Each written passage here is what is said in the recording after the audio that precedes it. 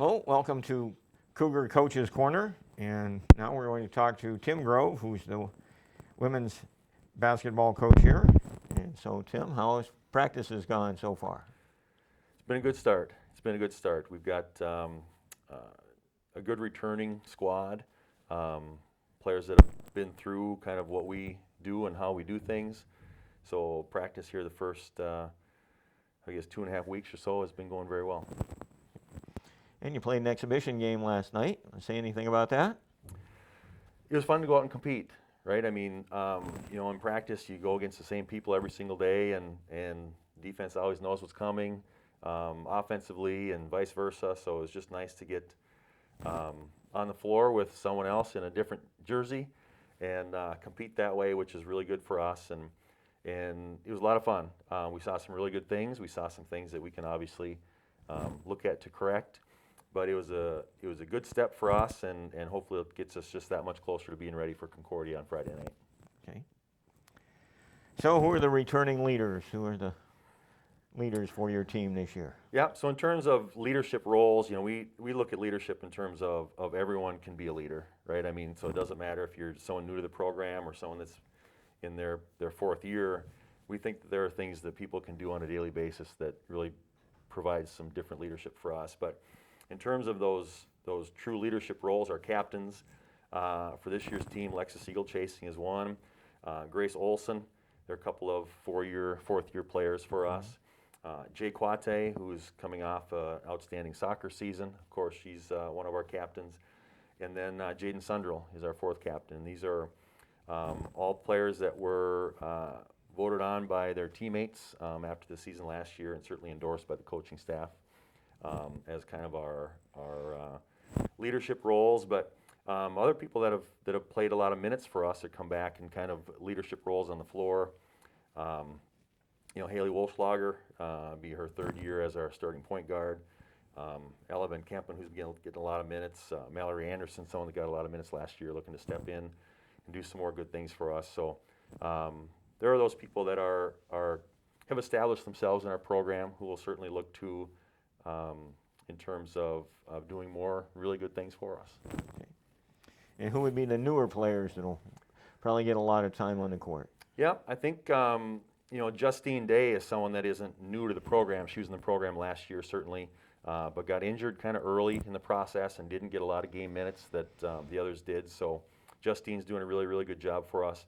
And Tariq Brownotter is in the same kind of area. She was in the program last year. Didn't see a lot of court time in terms of minutes played, but she's someone that put in a lot of work in the off season. Really doing a great job for us this year, and someone that I expect to really come in and make an impact for us. Great. Looking forward to it. Yeah. So how would you describe your offense? Work in progress is how I would describe it right now. It's very much a work in progress.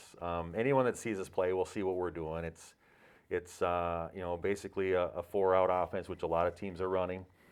Particularly at our level where you don't have a lot of multiple options at the post position, so a lot of teams will run 4 or 5 out, and we're one of those. We're going to run 4-out offense and really be guard oriented, which again isn't a surprise to anyone. The best teams in our league have a really established post presence.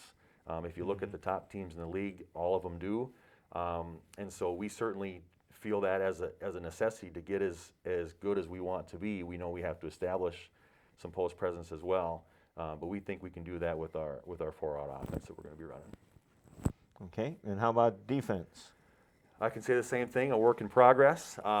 We have always been primarily a man-to-man team, and I don't see that changing a lot this year. We've done nothing but so far in practices, so that's certainly going to be our bread and butter and what we rely on, just like we've done in the past.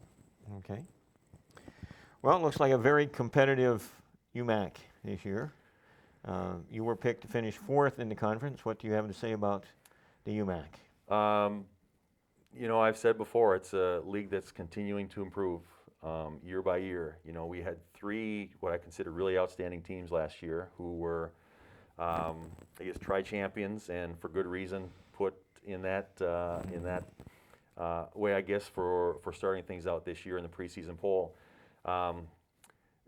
not to burst the bubble on the preseason poll, but I think you look at how teams finished the year before, and that's kind of the way people vote, because that's what they've seen, the most recent. So unless there's been a huge exodus with talent or a big influx of new people, you could look at the previous year's standings and kind of say, okay, that's kind of where the preseason poll is going to be, and that's how it shook out. So no surprise on where everyone is or was projected to be. I think there are 3 teams that separated themselves last year in terms of being very, very outstanding, and that's Bethany Lutheran, Northwestern, and North Central University. 3 just really outstanding teams, and for good reason. They've got excellent balance. We talked about the importance of that inside presence. All 3 of those teams have really, really quality inside play, coupled with fantastic guard play. So they are there for really good reason. Then I think you've got the rest of us who are going to be competing for a playoff spot, which of course with the loss of Scholastica, there's just one spot left to get. Assuming those 3 are in, the rest of us are going to be battling for that 4th spot. And we certainly hope to be competing for that. Not that we think we don't have a team that can compete with the best teams in the league, because I truly believe that we can. And we're going to try to do that night in and night out. But like I say, going back to the preseason poll, it is what it is. It's meaningless. It doesn't mean that other teams get a head start on us and we have to be, coming in from behind. But we're going to go out and compete every night, and we'll see what happens after that. The poll is just something to talk about. To talk about. It's not reality. That's why you play the games. Absolutely. Okay. Well, thanks, Tim. I certainly wish you luck through the season. Looking forward to watching you play. And that's Cougar Coach's Corner for today.